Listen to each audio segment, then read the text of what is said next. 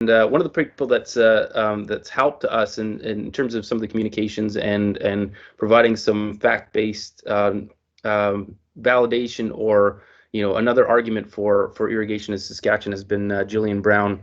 Jillian graduated from University of Saskatchewan with a BSc in Agribusiness and an MSc in Agricultural Economics in 2017.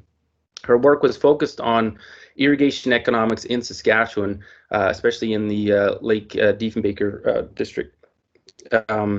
Given this background in combination with several years as a consulting agronomist, she has a considerable interest in the continued valuation of irrigation for both the farmer and the community. She's currently a research associate at the University of Saskatchewan with ongoing projects in barley research returns, efficiency and wheat innovation chains, and measuring the impacts of the cattle industry development on the Canadian economy. So thank you very much, Jillian, for joining us. And her presentation will be on the irrigation and an economic investment tool for Saskatchewan. Thanks, Jillian. Good morning. Thank you so much. So, good morning, everyone. I'm really happy to be here as a part of this conference today. As it was mentioned, my name is Jillian Brown, and I'm a research associate at the University of Saskatchewan, Department of Agricultural and Resource Economics. My interest in irrigation stems back to my graduate work studying those economic impacts here in Saskatchewan of irrigation and at the community level in the LDDA. Today, I'm going to present some key points from that earlier research, but also to comment on spin-offs from irrigation development in addition to these. And these are particularly relevant right now, considering scarce investment funding and recent announcements by the provincial government. So, many of you will be familiar with that recent funding commitments, as Mo just outlined in his letter announcement to us today, made by both the Saskatchewan and Alberta provincial governments in tandem with federal promises for irrigation spending. Given this recent public attention, irrigation's validity as an investment may face some pushback. Here's an example of a quote from the Western producer that I came across in August, and by the Director of Climate Crisis Policy and Action with the National Farmers Union. So he said, given how vulnerable farmers are to climate change, it seems in farmers' interest to support broad-based emissions reductions rather than irrigation for a tiny fraction of cropland. So this article goes on to advocate using the $4 billion committed to Saskatchewan for irrigation development instead to install 100,000 solar panels or to subsidize 200,000 solar panels. So I'm not going to comment on solar panels. I haven't studied their production impacts to an economy or what their value is in addressing climate vulnerability. However, what this quote does, and the subsequent article, is that it highlights how easy it is to not properly account for all of the irrigation's impacts, which go well beyond this farm gate and tiny fraction of cropland. So how does an investment in an acre of irrigated land contribute here in Saskatchewan? There's 4 points that I'd like to touch on. 1, insurance and stability. Irrigation in Saskatchewan is insurance in a world of changing climate. This stability substantially reduces producer risk. And not only does it strengthen an important provincial industry, agriculture, but there is evidence to suggest that irrigation allows for optimal crop rotations, which results in improvements in land use efficiency and carbon sequestration in that given acre. 2, it's a public good. Irrigation is a tool for economic growth and community stability.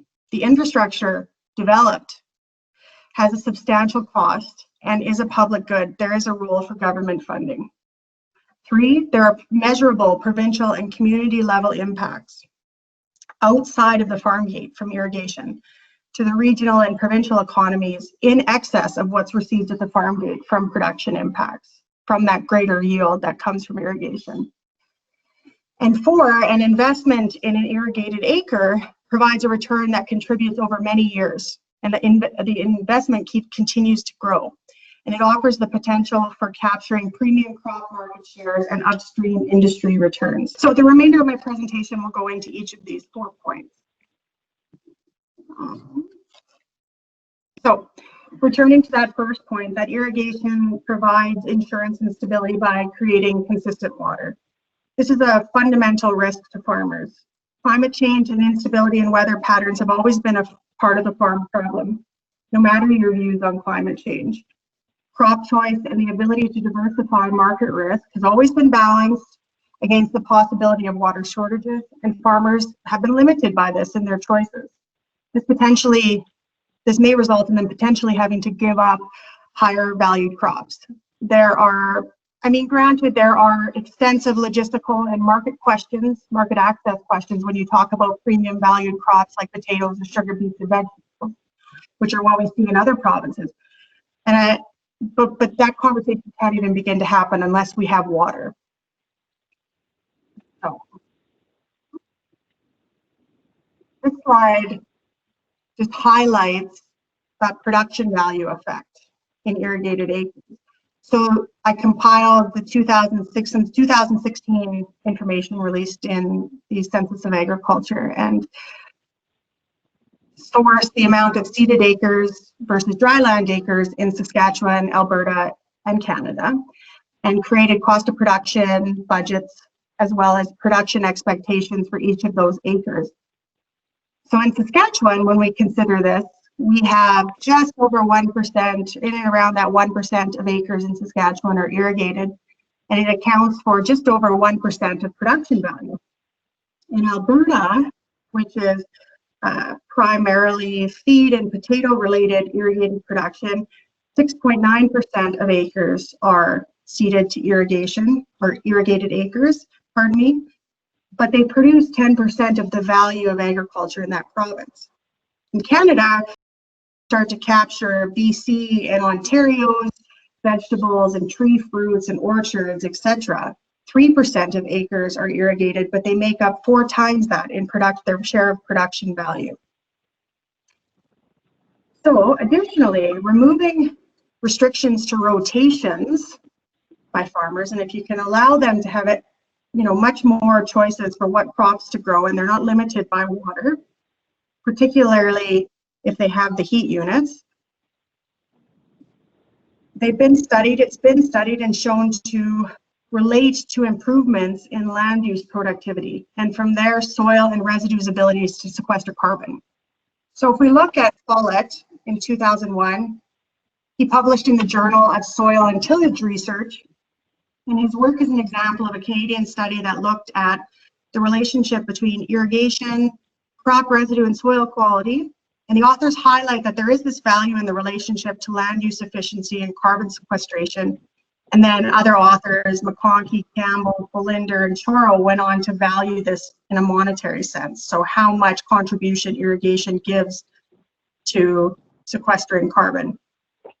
Trost et al. In 2013 reviewed 22 investigations on the topic of how much management practices enable carbon sequestration and management factors of semi-arid regions similar to ours, and found that these studies were consistently identifying that management factors, including irrigation, could increase soil organic carbon by levels of 11 to 35%.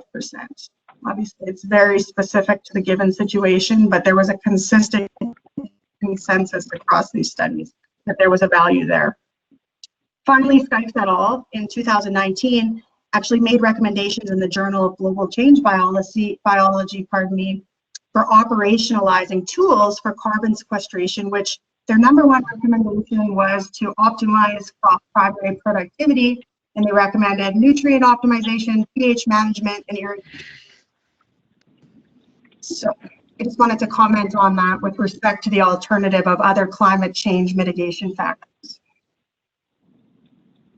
Next point is that irrigation is a public good. Irrigation infrastructure is a public good and deserves public investment. It's characterized by high returns, but how they are captured is a feature of a public good, and it makes private investment highly unlikely.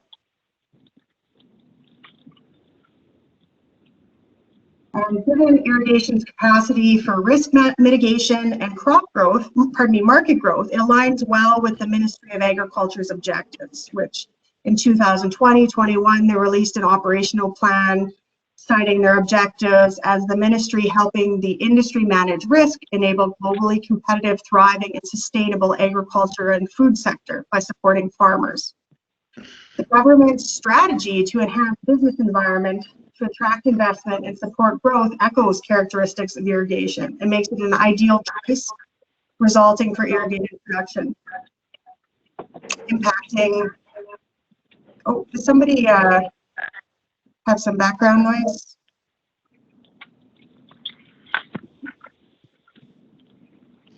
Again, just a reminder to everybody to both mute and close your video.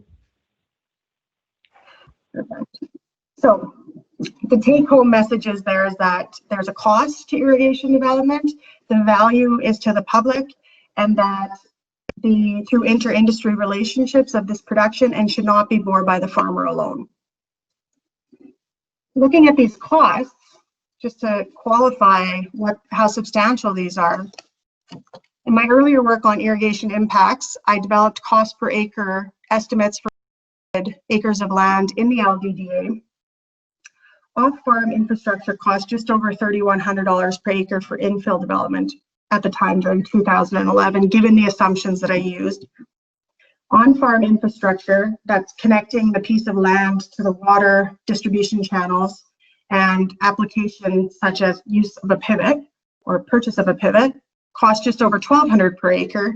And on-farm operation, so actually producing the crop, given 20 years of production costs, takes just over $9,000 over that time period for a total of $12,441.15 just to establish and operate an irrigated acre of infill development. So that's not even speaking to substantial infrastructure development costs.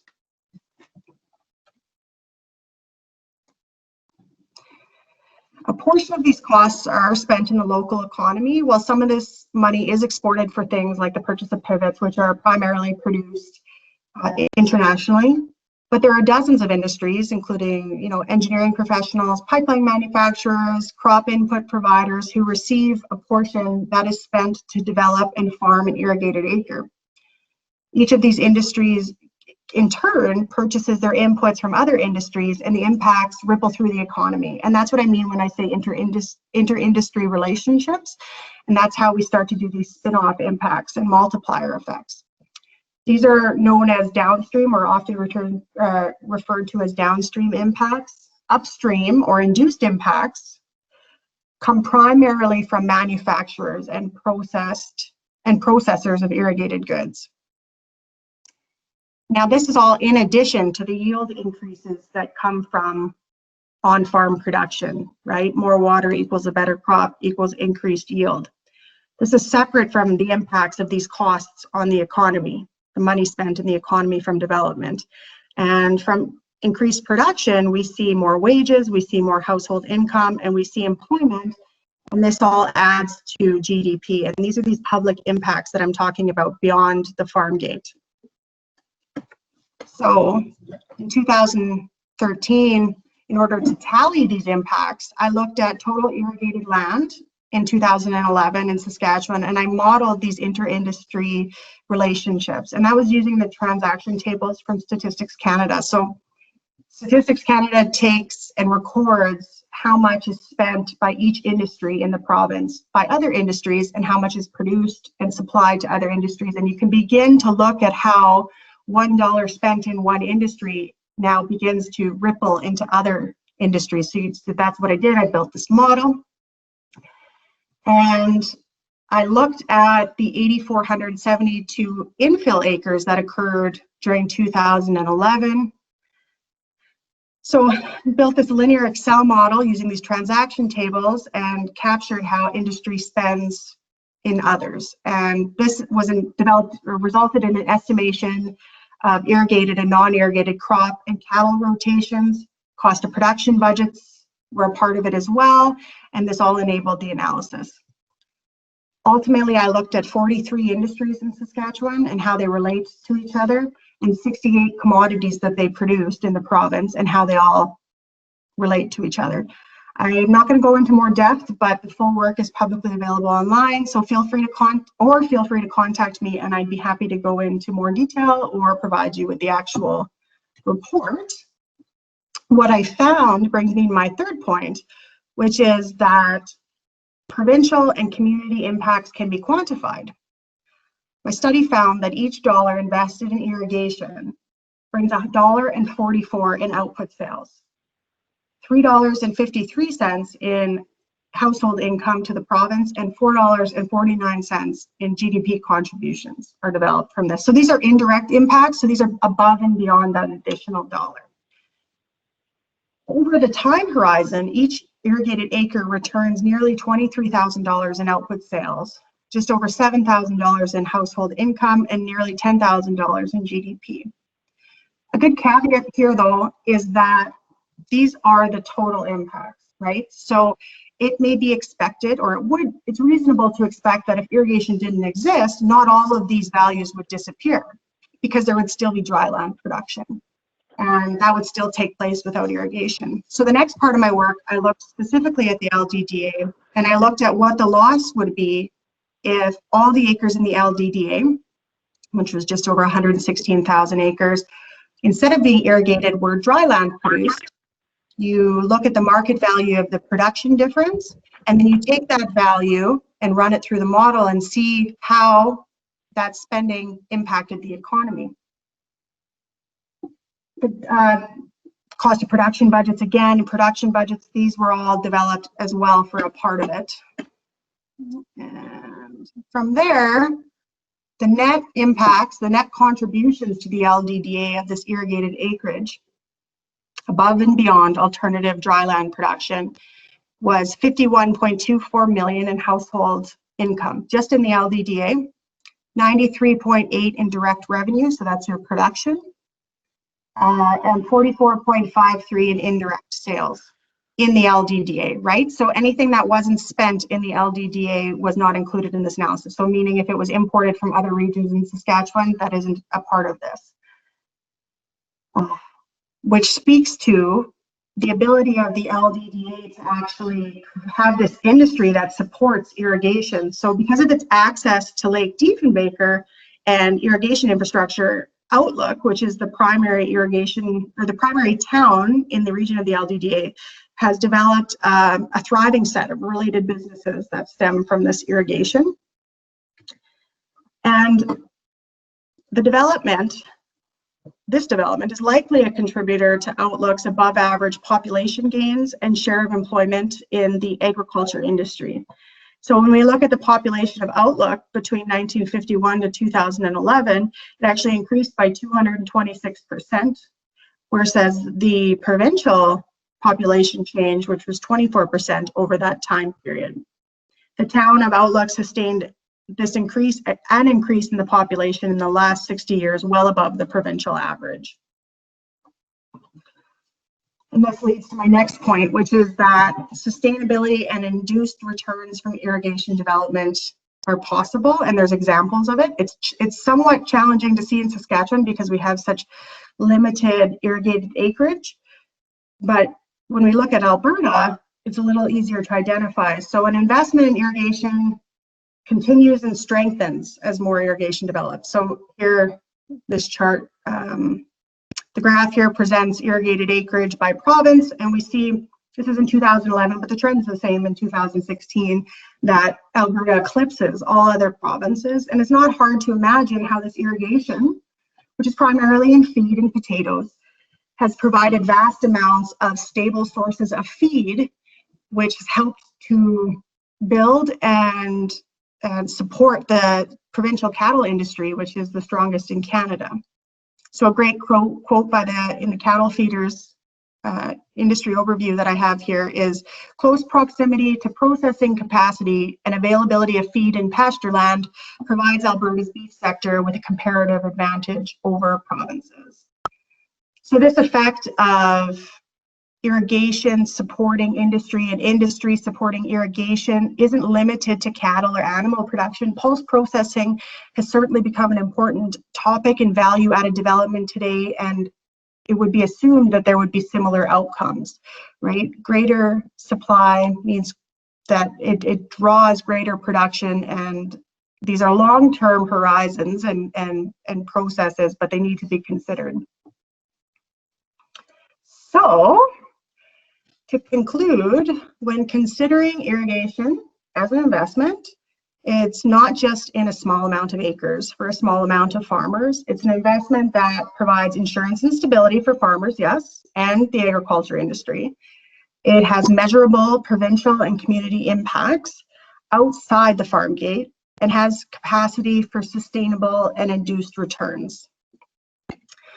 And so thank you so much for your time this morning, and please feel free to contact me if you have if you require more information about any of the details I've presented today or any comments on my presentation. Otherwise, I would be happy to take any questions you have.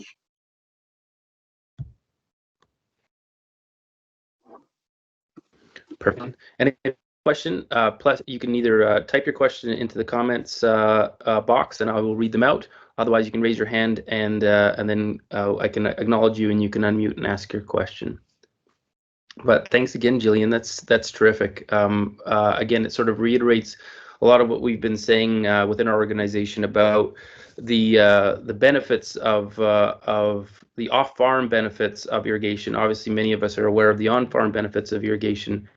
But then not only that, but also the fact that without that critical mass of acreage, it's difficult to really see the full benefits of irrigation and what it could do to attract value-added industry and be sort of a transformative piece of technology for the province. So it's this information, this background information, coupled with the fact that we have such an exciting announcement of an expansion of irrigation that will give us that critical mass. It's kind of exciting what the future holds.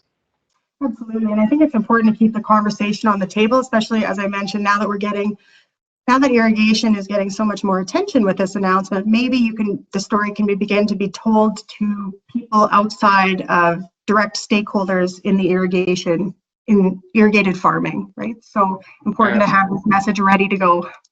Yeah, absolutely. Yeah, I mean they're going to want to know what the benefits are for everyone, and I think just water management in general is which is something that irrigation infrastructure provides has a value that can hardly be even quantified or qualified, because it's so important. I mean, just water is such an integral piece of our modern world, of just life in general. So I mean, if you have the ability to help control and steer and save and distribute that kind of resource, that's pretty amazing. So absolutely.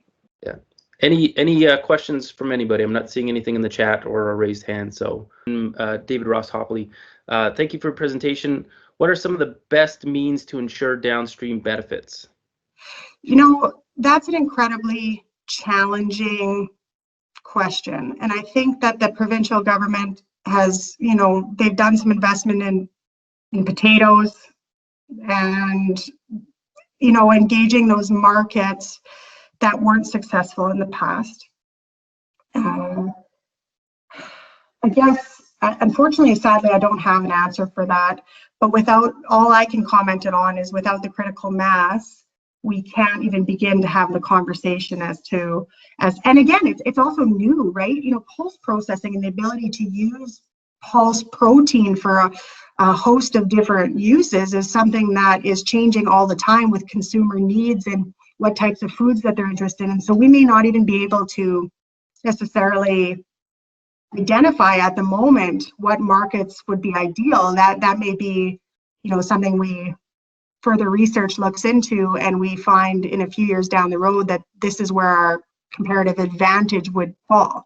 Sadly, though, I think that's a question best left for people a little bit more, I guess, committed to that question. It requires a lot more analysis. Yeah, and the nice thing is we have some examples where there has been irrigation infrastructure put in, and we've seen some of the industries that have popped up once there's sort of assured water and that sort of that insurance policy that Assured Water can offer. So I mean, value-added crops and or higher value crops, and then value-added industry are two things that can, if we earmark some of those things for development, I think that will certainly help.